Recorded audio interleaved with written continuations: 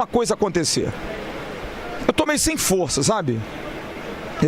Porque eu podia estar aqui espumando, podia aqui estar puto da vida, mas é algo que eu já esperava. E essa é a pior coisa.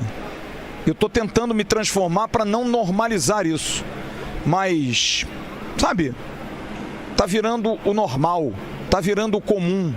Até quando, dirigentes do Vasco? Até quando poderes do Vasco? Até quando pessoas do Vasco? Até quando gente da comissão técnica do Vasco? Até quando jogadores do Vasco? E me desculpe, vocês hoje estão aqui. Vocês hoje têm que ser cobrados. Muito. Nação flamenguista, mais uma vez, um Flamengo passando por cima do Vasco, né? 2-1, o placar poderia até ter sido maior. Mas o que vale é o desempenho da equipe, né? Apesar de algumas mudanças, o Flamengo sempre mantendo o mesmo desempenho, classificado para a final e agora que vem o Fluminense, né? Já a situação do Vasco é preocupante.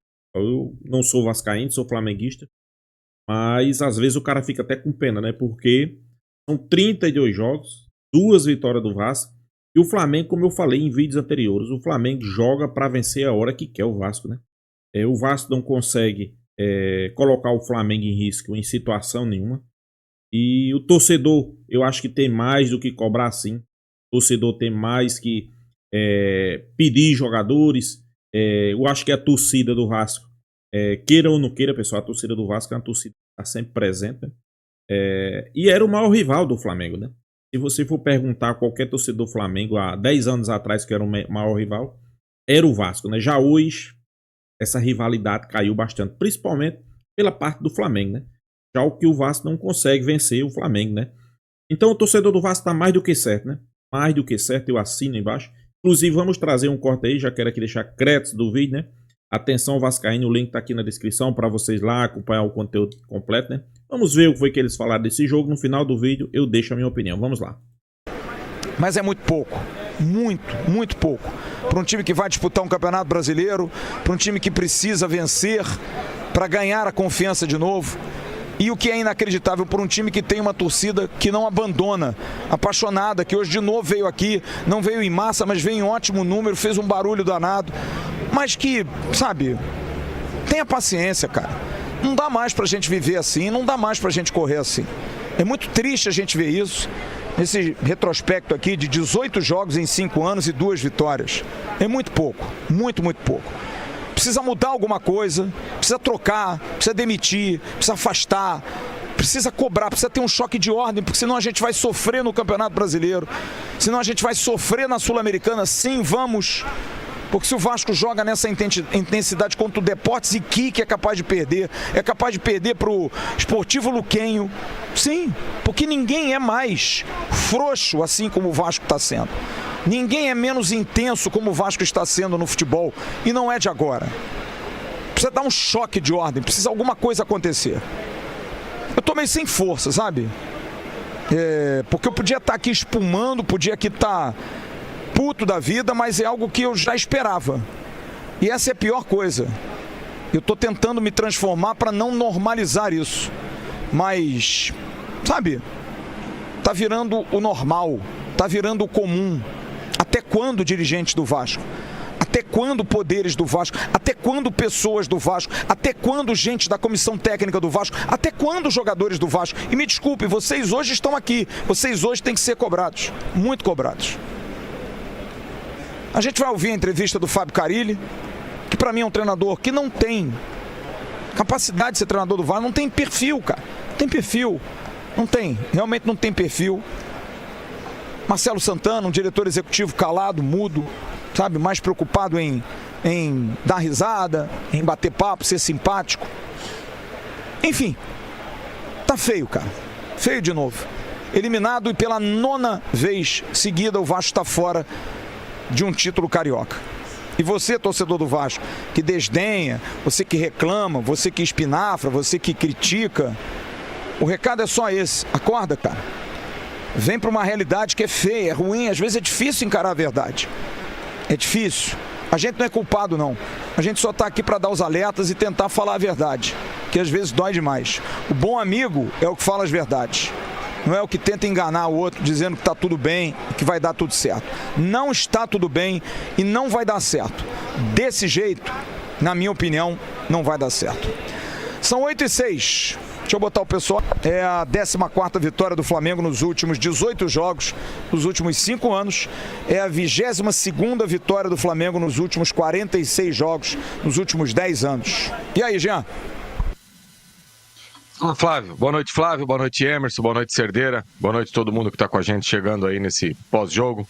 Senta o dedão no like aí, que é sempre importante para chamar mais gente aqui para o pós-jogo. Flávio, vou começar a falar aqui da parte do jogo, né? A parte de tudo que acontece com o Vasco, a gente já tem o entendimento e eu assino tudo que você falou aí. O Vasco, até o tempo técnico, o Vasco fez uma partida novamente justa contra o Flamengo. Até o tempo técnico. O Vasco, de alguma maneira, conseguia, muito esporadicamente, agredir o Flamengo. Conseguia ter uma marcação mais ou menos encaixada que não fazia o Flamengo mandar no jogo. O Vasco faz o gol, faz 1-0 e o Vasco não consegue sustentar isso, porque fisicamente o trabalho que esses jogadores do Vasco apresentam num jogo, aliando força, velocidade e resistência, é o pior disparado de todos os times da Série A e Série B. Mas isso eu falo com uma tranquilidade, sem contar aqueles que entram no jogo desfilando, né? Hoje a gente teve mais uma prova de jogadores que entraram no jogo assim, e depois eu quero falar muito sobre isso, porque o torcedor do Vasco se apega às vezes a algumas coisas que acha legal, acha bonito, e a gente como analista, comentarista, a gente tem que pontuar, né? Por exemplo, o que fez o Lloyd hoje foi um tapa na cara do torcedor vascaíno, né? A postura dele dentro de campo, sabe? Isso aí foi um negócio assim terrível. E o Emerson e o Sérgio Kindi, desde o início, bateram na tecla que esse rapaz não ia dar certo aqui. E eu não estou falando que ele não vai dar certo, mas eu estou falando que é um cara que vai precisar de um trabalho psicológico. Isso é caro, mas quem faz uma live daquela que ele fez, que completamente desconectada com a realidade, eu fiz um acorda vascaíno falando daquela live, choveu crítica. Deixa o cara jogar, o que nós precisamos é de macho dentro de campo, a gente precisa de cara assim, que parte pra cima, que não tem medo. Esse discurso raso no futebol. O que ganha jogo no futebol não é pica apontada pro Shell. O que ganha jogo no futebol é trabalho tático, é trabalho técnico, é trabalho físico. E amanhã, o título do Faísca tá on, eu já vou falar pra vocês aqui. O Vasco anda, o Vasco desfila dentro de campo. E isso não é de agora. Isso é de meses e meses e meses e meses. Enquanto o Vasco consegue competir num bom nível, fisicamente... Parece que o Flamengo tá bem acima, né? Principalmente na parte física, pessoal. A parte física do Flamengo tá bem demais, né? O Vasco até, sabe? Mas depois disso, o Vasco sai. E daí... tem algumas coisas, porque é fácil ser engenheiro de obra pronta, né? Mas eu graças a Deus, assim, a gente vai criando uma cultura de não ter medo de expor a sua opinião, mesmo que você for de contrário à galera. E porque eu devo satisfação ao torcedor do Vasco daquilo que eu falo, e a minha consciência é o meu travesseiro. O Emerson deve lembrar que eu fiz o Bom Dia Gigante com ele na sexta-feira de manhã, uns 20, 25 minutinhos.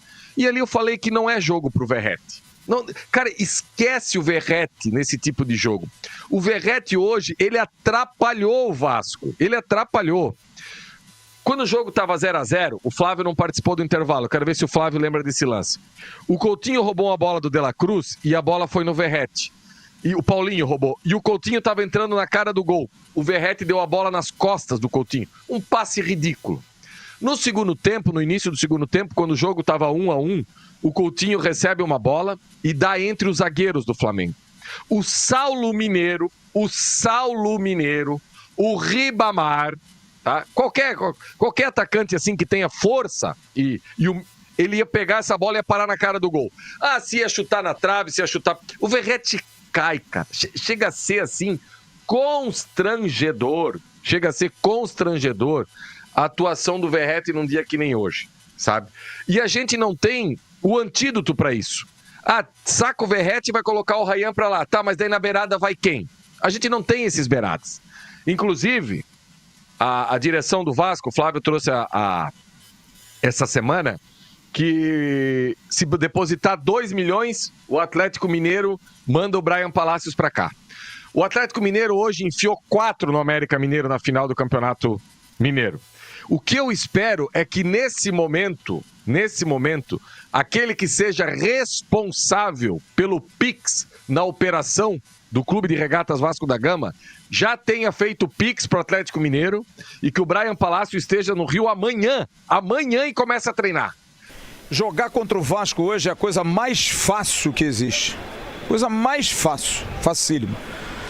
Emerson Rocha. Mas aí o presidente do Vasco deu uma entrevista dizendo que achou a live do Lloyd muito corajosa. Foi muito corajoso, né? Muito corajoso, enalteceu. Aquilo pra mim não é coragem. Aquilo pra mim é uma prova clara de desequilíbrio. O cara que não tinha que estar aqui. Mas é isso que o Jean falou. Aí a galera gosta, porque o cara diz que é um artista, que é isso, que é aquilo. E se a gente não entrar no papo, a gente fica do lado de fora. A gente é pessimista, a gente é chato. E aí, Emerson Rocha? E aí, Flávio, e aí, Jean, e aí, Cerdeira, e aí, rapaziada toda conectada com a gente aqui. Flávio, vou até te dar uma sugestão, porque hoje a gente tem que ouvir a rapaziada que tá aqui, o torcedor do Vasco tem que ser ouvido, são mais de 15 mil aparelhos conectados. Daqui a pouco a gente passa no chat para ler também o superchat que a rapaziada mandou, que hoje aqui quem tem que mandar mesmo é o torcedor do Vasco, que novamente tá de parabéns, a galera que foi lá no Maracanã, mesmo sabendo que a situação seria muito difícil, mas esteve presente. Então o torcedor do Vasco sempre merece meus abraços, meu parabéns. Ô Flávio, eu até, de certa maneira, eu não posso falar muita coisa aqui não, porque eu vou ser uma bomba relógio aqui no que eu quero falar pro torcedor do Vasco e para quem tá ouvindo a gente aqui.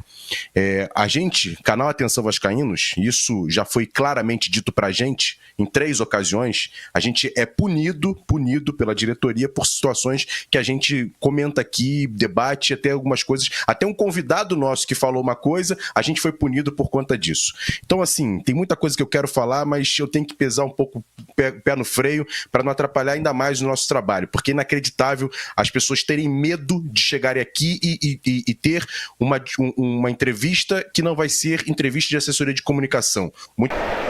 Mas que entendam que o nosso papel é, acima de qualquer coisa, ser honesto com a nossa opinião, com a nossa forma de ser. Eu entendo o torcedor que às vezes reclama quando a gente enaltece um adversário, quando a gente fala da fortaleza de um adversário, quando a gente diz que um adversário é muito mais poderoso.